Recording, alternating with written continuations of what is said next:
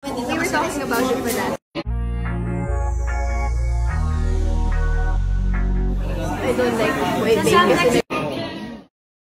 Ispatid nga ang kaswitan ni Dominic Roque at Sue Ramirez nang mag-dine-in ito sa restaurant ni Judy Ann Santos. Nag-dine-in nga ang dalawang ito dito sa Angry Dobo kung saan nga itong si Judy Ann Santos mismo ang nagsaserve ng kanilang kakainin. Kasama naman nila dito na mag-dine-in ang kanilang mga kaibigan na sina Miles Ocampo, Catherine Bernardo at Alorski. Ito ngang si Alorski ang nagbahagi ng sweet na mga video nila Dominic Roque at Sue Ramirez. Kasama din itong si Catherine Bernardo na nakuhanan ng video ni Alorski habang sila ay kumakain ng press na oyster.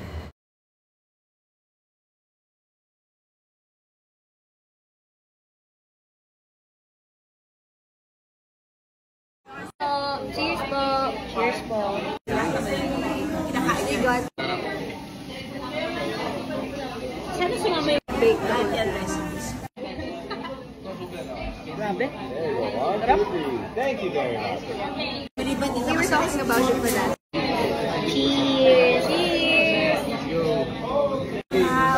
I don't like waiting.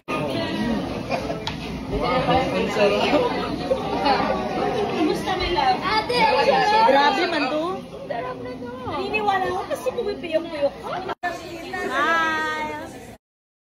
Sa video nga ang ibinahagi ng kaibigan ni Sue Ramirez na si Alorski ay kitang-kito ang kaswitan nila Dominic Roque at Sue Ramirez.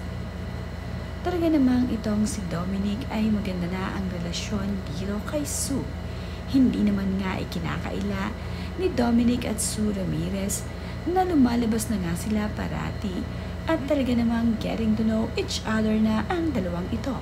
Kaya naman, sweet na sweet itong si Sue Ramirez at itong si Dominic Roque.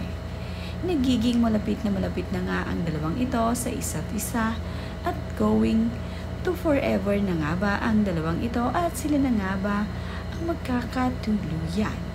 Ang mahalaga nga ngayon ay ine-enjoy nga raw nitong si Sue Ramirez at Dominic Roque ang isa't isa. Ito namang si Catherine Bernardo sa videong ibinahagi ni Alorski ay talaga namang sarap na sarap sa kaniyang press oyster na kinakain. Nagustuhan nga ni Catherine Bernardo ang press oyster na isinerve sa kanila ni Judy Ann Santos. Talaga namang sarap na sarap ito dahil sa sobrang kapresan nga nito ay nagustuhan nga ng magkaibigan at nagtutoast pa nga ang dalawang ito kapag sila ay kumakain ng oyster. Iba talaga kapag press ang inyong isineserve sa inyong restaurant. Kagaya na nga lamang nitong si Judy Ann Santos na napaka-press na oyster ang kanyang isineserve dito sa Angry Dobo. Kaya naman itong si Catherine Bernardo ay na-amaze sa pagkain na ito.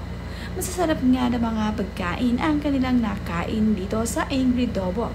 Kaya naman sa tuwing magiging chef night ni Judy Ann Santos ay dumadayo ang magkakaibigan at itong si Dominic Roque ay palaging sinusuportahan ang kanyang ate Juday.